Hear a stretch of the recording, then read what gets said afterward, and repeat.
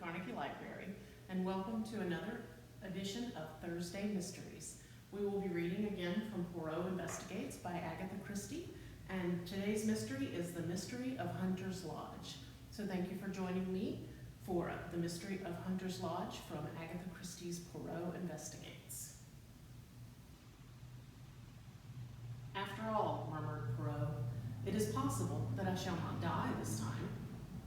Coming from a convalescent influenza patient, I hailed the remark as showing a beneficial optimism. I myself had been the first sufferer from the disease. Poirot, in his turn, had gone down. He is now sitting up in bed, propped up with pillows, his head muffled in a woolen shawl, and was slowly sipping a particularly noxious tisane which I had prepared according to his directions. His eye rested with pleasure upon a neatly graduated row of medicine bottles which adorned the mantelpiece. Yes, yes, my little friend continued, once more I shall be myself again, the great Hercule Poirot, the terror of evildoers. Figure to yourself, mon ami, that I have a little paragraph to myself in society gossip. But yes, here it is. Go it, criminals all out, Hercule Poirot, and believe me, girls, he's some Hercules. Our own pet society detective can't get a grip on you. 'Cause why? 'Cause he's got the grip himself. I laughed. Good for you, Poirot. You are becoming quite a public character. Unfortunately, you haven't missed anything of particular interest during this time. That is true. The few cases I have had to decline did not fill me with any regret. Our landlady stuck her head in at the door. There's a gentleman downstairs, says he must see Monsieur Poirot or you, Captain. Seeing as he was in a great to-do, and with all that quite a gentleman, I brought up his card. She handed me the bit of pasteboard. Mr. Roger Havering, I read. Poirot motioned with his head towards the bookcase, and I obediently pulled forth Who's Who. Poirot took it from me and scanned the pages rapidly. Second son of 5th Baron Windsor, married 1913 to Zoe, 4th daughter of William Crabbe. I said, I rather fancy that's the girl who used to act at the Frivolity, only she called herself Zoe Carisbrooke. I remember she married some young man about town just before the war. Would it interest you, Hastings, to go down and hear what our visitor's particular little trouble is? Make him all my excuses. Roger Havering was a man of about 40, well set up and of smart appearance. His face, however, was haggard, and he was evidently laboring under great agitation. Captain Hastings, you are Monsieur Poirot's partner, I understand. It is imperative that he should come with me to Derbyshire today. I'm afraid that's impossible, I replied. Poirot is ill in bed, influenza. His face fell. Dear me, that is a great blow to me. The matter on which you wish to consult him is serious? My God, yes. My uncle, the best friend I have in the world, was foully murdered last night. Here in London? No, in Derbyshire. I was in town and received a telegram from my wife this morning. Immediately upon its receipt, I determined to come round and beg Monsieur Poirot to undertake the case. If you will excuse me a minute, I said, struck by a sudden idea. I rushed upstairs and in a few brief words acquainted Poirot with the situation. He took any further words out of my mouth. I see. You want to go yourself, is it not so? Well, why not? You should know my methods by now. All I ask is that you should report to me fully every day and follow implicitly any instructions I may wire you. To this I willingly agreed. An hour later, I was sitting opposite Mr. Havering in a first-class carriage on the Midland Railway, speeding rapidly away from London. To begin with, Captain Hastings, you must understand that Hunter's Lodge, where we are going, and where the tragedy took place, is only a small shooting box in the heart of Derbyshire moors. Our real home is near Newmarket, and we usually rent a flat in town for the season. Hunter's Lodge is looked after by a housekeeper who is quite capable of doing all we need when we run down for the occasional weekend. Of course, during the shooting season, we take down some of our own servants from Newmarket. My uncle, Mr. Harrington Pace, as you may know, my mother was a Miss Pace of New York, has for the last 3 years made his home with us. He never got on well with my father or my elder brother, and I suspect that my being somewhat of a prodigal son myself rather increased than diminished his affection towards me. Of course, I am a poor man, and my uncle was a rich one. In other words, he paid the piper. But though exacting in many ways, he was not really hard to get on with, and we all three lived very harmoniously together. 2 days ago, my uncle, rather wearied with some recent gaieties of ours in town, suggested that we should run down to Derbyshire for a day or two. My wife telegraphed to Mrs. Middleton the housekeeper, and we went down that same afternoon. Yesterday evening I was forced to return to town, but my wife and my uncle remained on. This morning I received this telegram, and he handed it over to me. Come at once. Uncle Harrington murdered last night. Bring good detective if you can, but do come. Zoe. Then, as yet you know no details? No, I suppose it will be in the evening papers. Without doubt the police are in charge.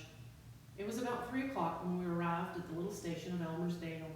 From there, a 5-mile drive brought us to a small gray stone building in the midst of the rugged moors. A lonely place, I observed with a shiver. Havering nodded. I shall try to get rid of it. I could never live here again. We unlatched the gate and were walking up the narrow path to the oak door when a familiar figure emerged and came to meet us. Jack, I ejaculated.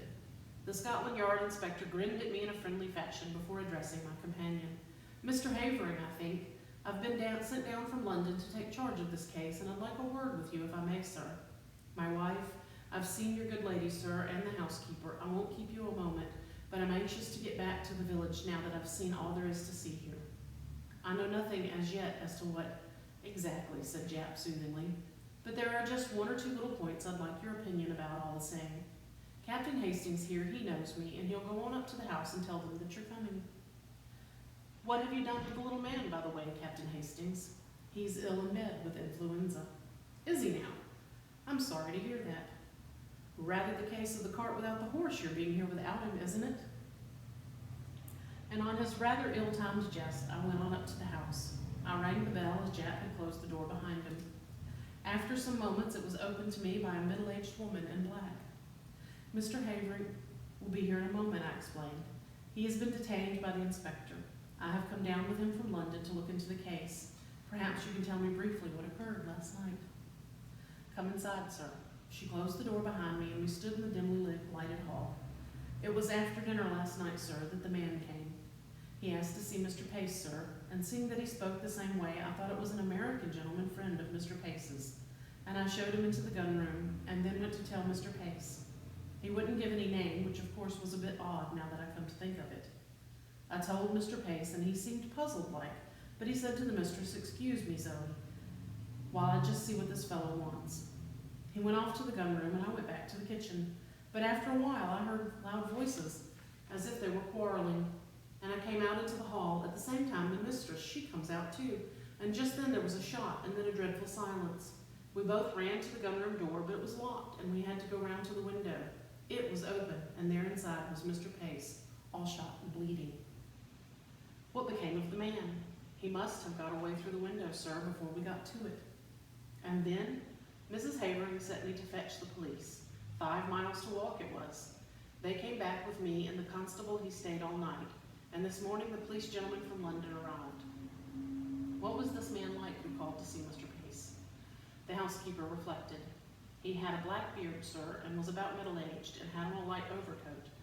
Beyond the fact that he spoke like an American, I didn't notice much about him. I see. Now I wonder if I can see Mrs. Havering. She's upstairs, sir. Shall I tell her? If you please. Tell her that Mr. Havering is outside with Inspector Japp, and that the gentleman he has brought back with him from London is anxious to speak to her as soon as possible. Very good, sir.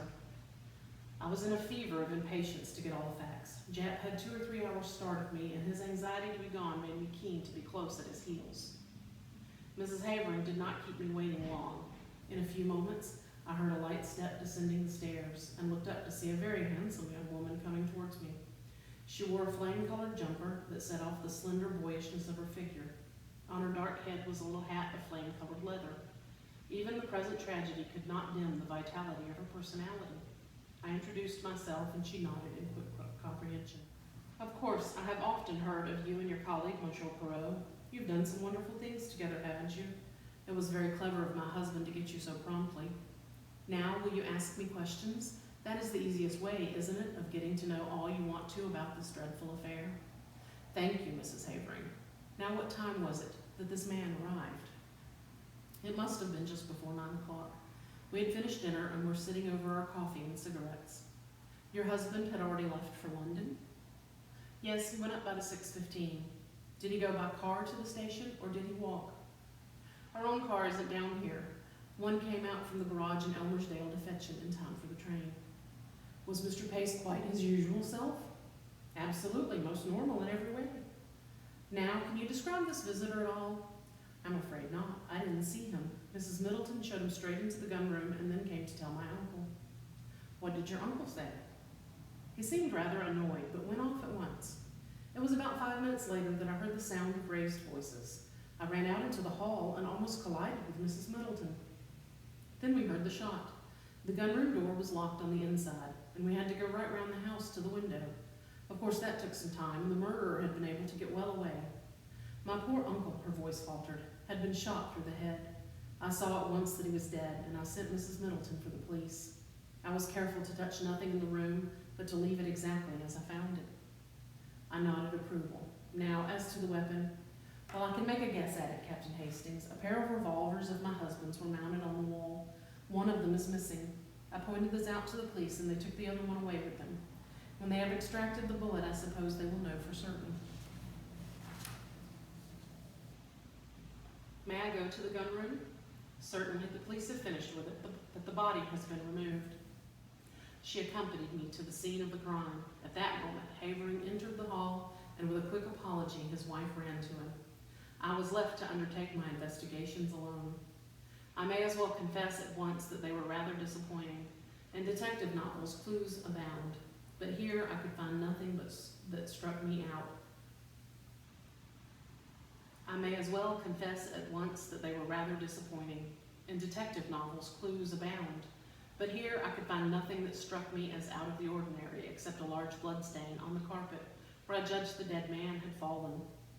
I examined everything with painstaking care and took a couple of pictures of the room with my little camera, which I had brought with me. I also examined the ground outside the window, but it appeared to have been so heavily trampled underfoot that I judged it was useless to waste time over it. Now I had seen all that Hunter's Lodge had to show me. I must go back to Elmersdale and get into touch with Jack. Accordingly, I took leave of the Haverings and was driven off in the car that had brought us up from the station. I found Jack at the Matlock Arms, and he took me forthwith to see the body. Harrington Pace was a small, spare, clean-shaven man, typically American in appearance. He had been shot through the back of the head, and the revolver had been discharged at close quarters. Turned away for a moment, remarked Jack, and the other fellow snatched up a revolver and shot him. The one Mrs. Havering handed over to us was fully loaded, and I suppose the other one was also.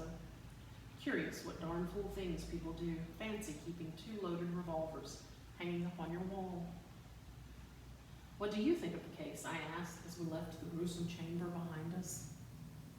Well, I'd got my eye on Havering to begin with. Oh yes, noting my exclamation of astonishment. Havering has 1 or 2 shady incidents in his past. When he was a boy at Oxford, there was some funny business about the signature on one of his father's checks, all hushed up, of course. Then he's pretty heavily in debt now, and they're the kind of debts he wouldn't like to go to his uncle about, whereas you may be sure that the uncle's will would be in his favor. Yes, I'd got my eye on him, and that's why I wanted to speak to him before he saw his wife. But their statements dovetail all right, and I'd been to the station, and there's no doubt whatever that he left by the 6:15. That gets up to London at about 10:30. He went straight to his club, he says, and if that's confirmed all right, why, he couldn't have been shooting his uncle here at 9 o'clock in a black beard. Ah, yes, I was going to ask you what you thought about that beard. Jack winked. I think it grew pretty fast. Grew in the 5 miles from Elmersdale to Hunter's Lodge. Americans that I've met are mostly clean-shaven.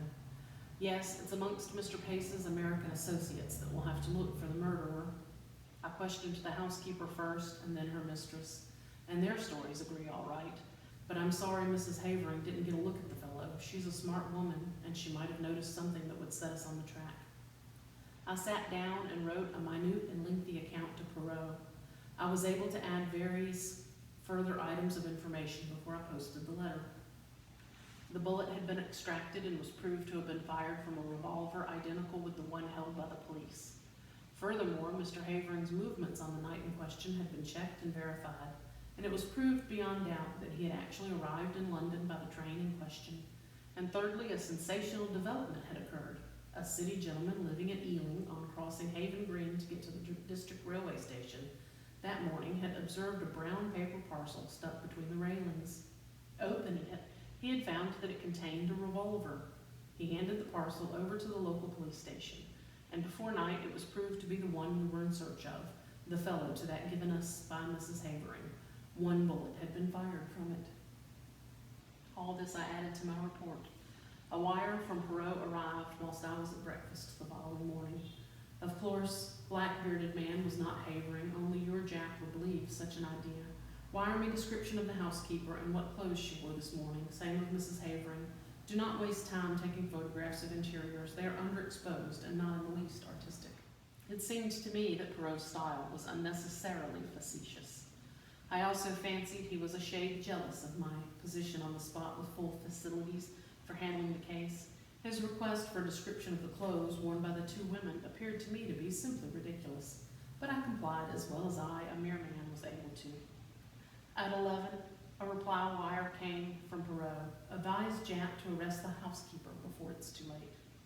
Dumbfounded, I took the wire to Jack, and he swore softly under his breath.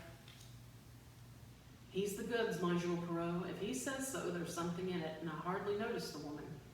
I don't know that I can go so far as arresting her, but I'll have her watched. We'll go up right away and take another look at her. But it was too late. Mrs. Middleton, that quiet middle-aged woman who had appeared so normal and respectable, had vanished into thin air. Her box had been left behind, and it contained only ordinary wearing apparel. There was no clue in it as to her identity or as to her whereabouts.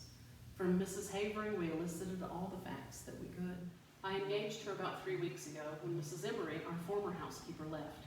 She came to me from Mrs. Selborne's agency in Mount Street, a very well-known place. I get all my servants from there. They sent several women to see me, but this Mrs. Middleton seemed much the nicest and had splendid references. I engaged her on the spot and notified the agency of the fact. I can't believe that there was anything wrong with her. She was such a nice, quiet woman. The thing was certainly a mystery. Whilst it was clear that the woman herself could not have committed the crime, since at the moment the shot was fired, Mrs. Havering was with her in the hall. Nevertheless, she must have had some connection with the murderer, or why should she suddenly take to her heels and bolt? I wired the latest development to Poirot and suggested returning to London and making inquiries at Selborne's agency. Poirot's reply was prompt. Useless to inquire at agency, they will never have heard of her. Find out what vehicle took her up to Hunter's Lodge when she first arrived there. Though mystified, I was obedient. The means of transport in Elmersdale were limited. The local garage had 2 battered Ford cars, and there were 2 station flys.